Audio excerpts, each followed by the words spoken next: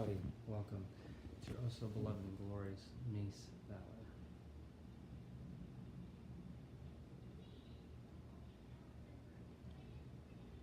You know, I want to, I have a mic I can put on this fucking thing, but I don't want a chance bringing all that shit in here, because if Tris runs out here, he's gonna be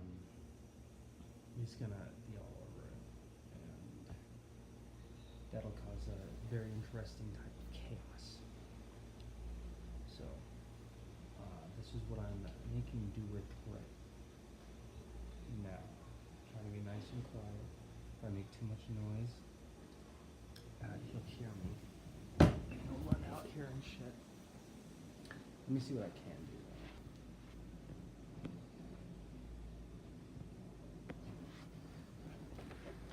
do. Can't hear. Yeah, I figured that might be a problem. I have to be really quiet though, which is not going very successful right now.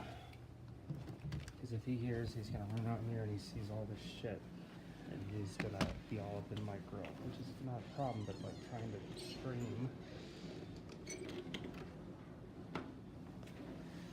while being dad at the same time is kind of rough. Dude, what's up, Foibles?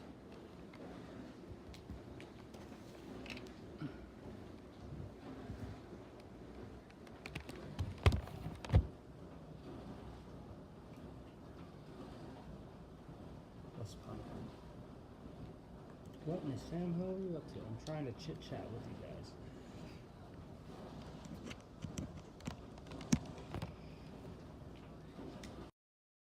Quality better now?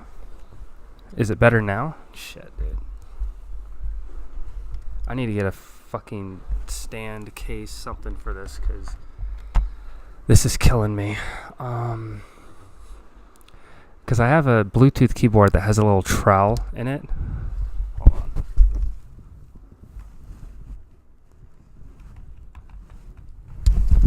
But the viewing angle is fucking horrible.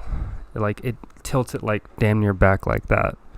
It's fucking ass. Alright, give me a second. I'm gonna get something to drink. Hold on. Okay, write out what you thought about it. I would love to hear your thoughts and opinions.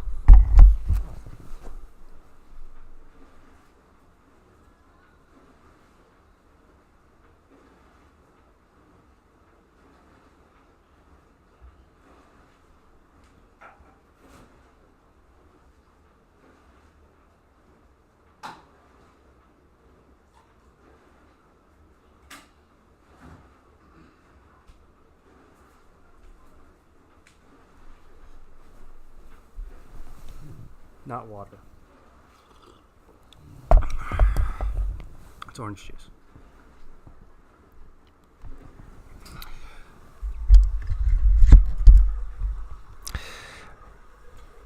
Redded that chapter. You're funny, dude. You're drinking water. Good for you. How long since your last hit of marijuana? Well, you've got a very descriptive writing style. I feel like there's a but in there somewhere. Descriptive how? I was about to say within the last 12 hours, but 5 minutes? Oh yeah, that's just going to kick in nice and hard in the next 10. Almost was like some Reggie shit. Here's the butt. I think I might have a feeling where this butt's coming from. I don't know what the fuck is going on. It's usually what it is when people read snippets of what I write. So I don't pausing to eat Hot Pocket.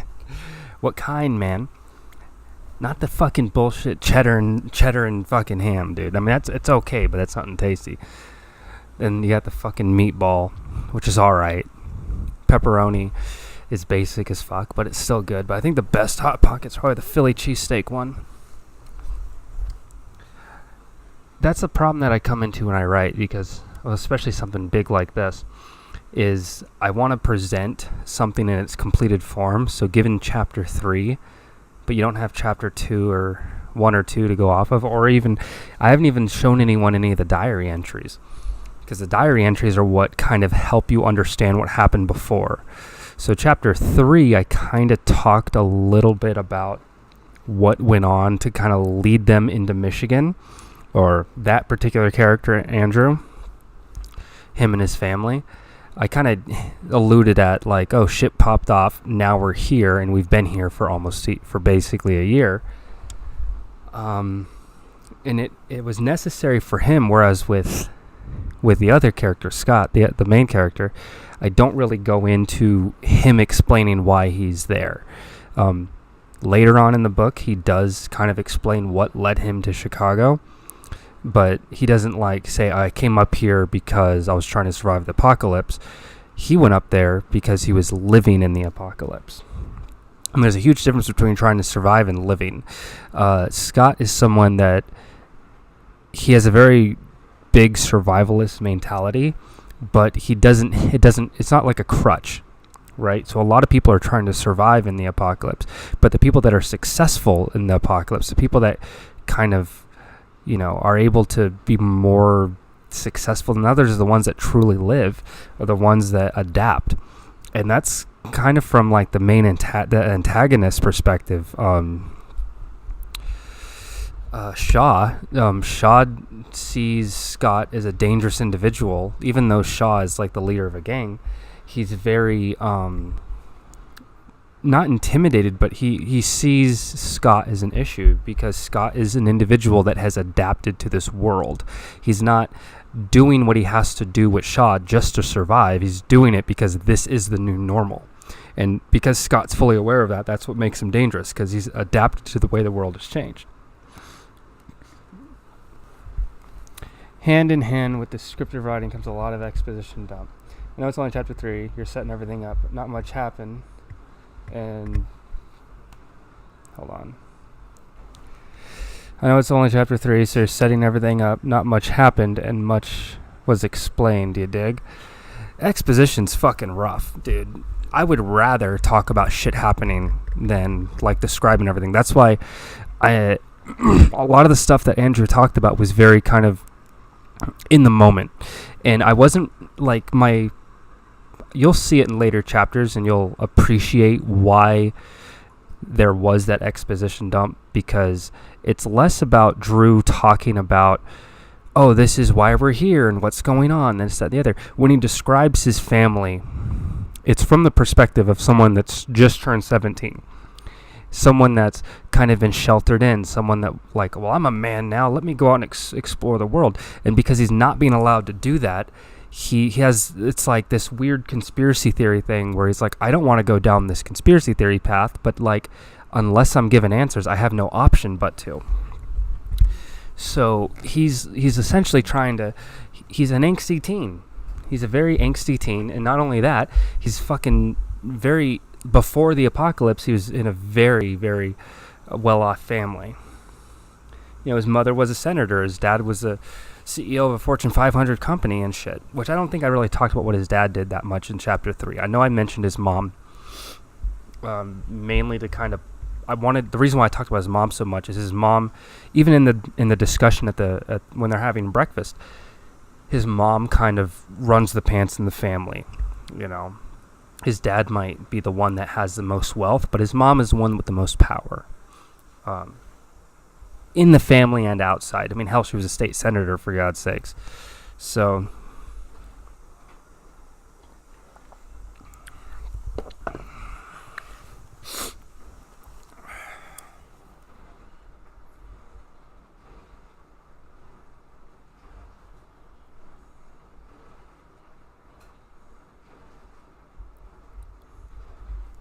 Catherine gave me a great rating.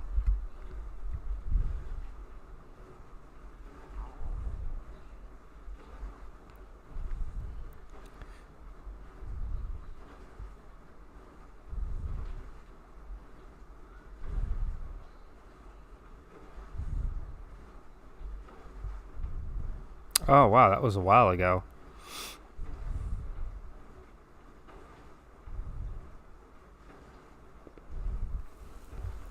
Oh, sorry. I got alerts on my phone. Work related. Um, yeah, that's the downside of is when it's early on in the story, not much happens. So another thing is too is it's weird because there's three perspectives in the story, and I'm trying to spread them out as much as I can. I'm not exactly sure how I'm gonna really do it once it's done, but you have Scott, Drew, and Danny. So Danielle, or whatever you want to call her, she all of her perspective is through a written diary. And the reason why I wrote it that way is because it does play into the story, the physical diary that she writes. So everyone else, it's kind of like first person, like them telling the story, whereas hers, it's like a daily diary. There's two completely different ways. So a lot of people are talking about first person in the moment, whereas her is first person, this just happened.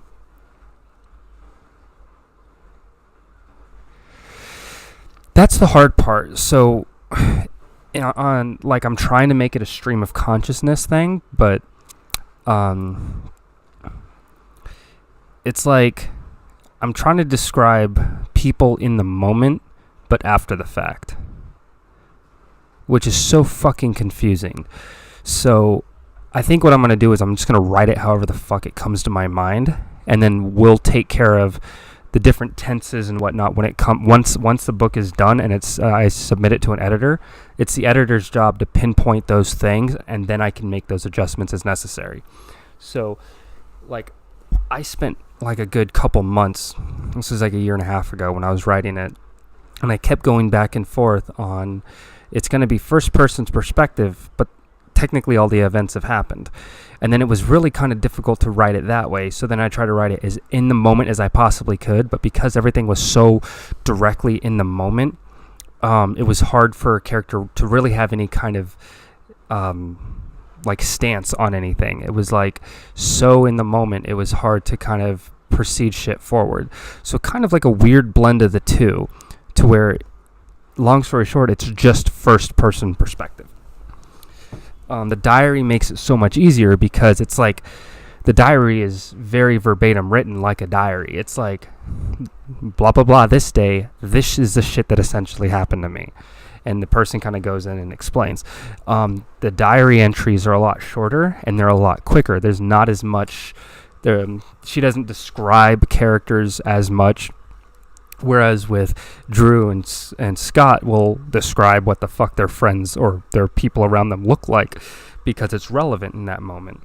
Whereas in a diary entry, she doesn't care what people look like. She doesn't care about what the building that she's in is fucking decorated like or whatever. Like those things don't make a fuck all of a sense to her. Danny just kind of talks about her day and the important things that happen. So when you talk about exposition, there's a lot more. The exposition is a lot quicker. You're given your information, but as soon as you're given the information, you're not filled out on it. It's like, here's the fucking bullet points. Let's keep going forward. So, and things do kind of wrap up all nice and tidy. Oh, shit.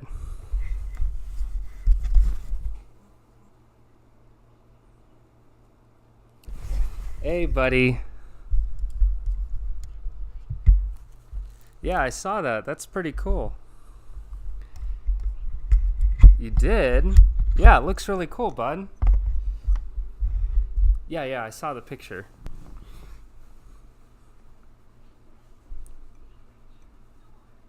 Good job. How many packs did you have to open?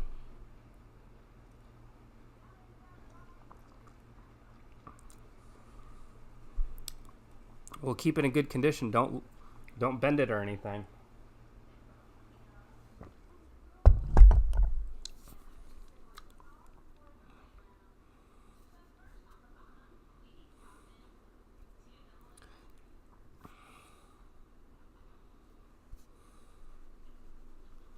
What's that? Oh yeah, that's a Crimson Star Pokemon. Those are pretty dope too, bud.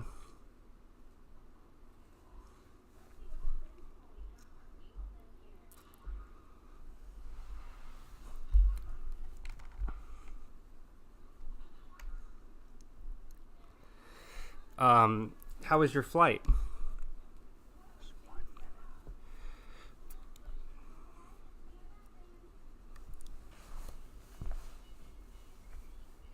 Hey, Mike. Hey, can I call you in the morning? Like the reception's like really bad. I can barely understand you.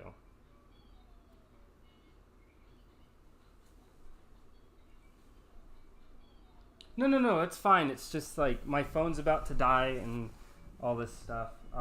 Yeah, you're at your mom's tonight. I thought you were gonna be there tomorrow. Oh, you want to say hi to your brother real quick? Tristan.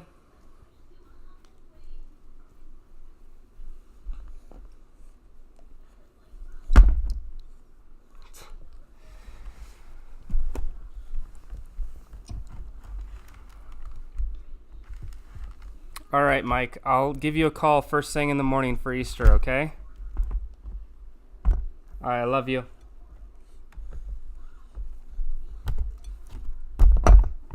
Okay, I love you. Bye. Ugh. He has to touch everything. This is why I was hoping he wouldn't come out. What are you doing? What are you doing? He doesn't like this. He doesn't like seeing me sit down. He doesn't. Who's this meat sack and what's he doing? Tristan? He just likes touching with stuff. He sees the tablet, so he wants to play with it. Which means that the stream is now dead. So I'll try to stream again when he goes down for sleep, which will be in 30 minutes. So if you're up in 30 minutes, we'll talk then. As always, I'm your oh so glorious and beloved Mace Valor. Signing off.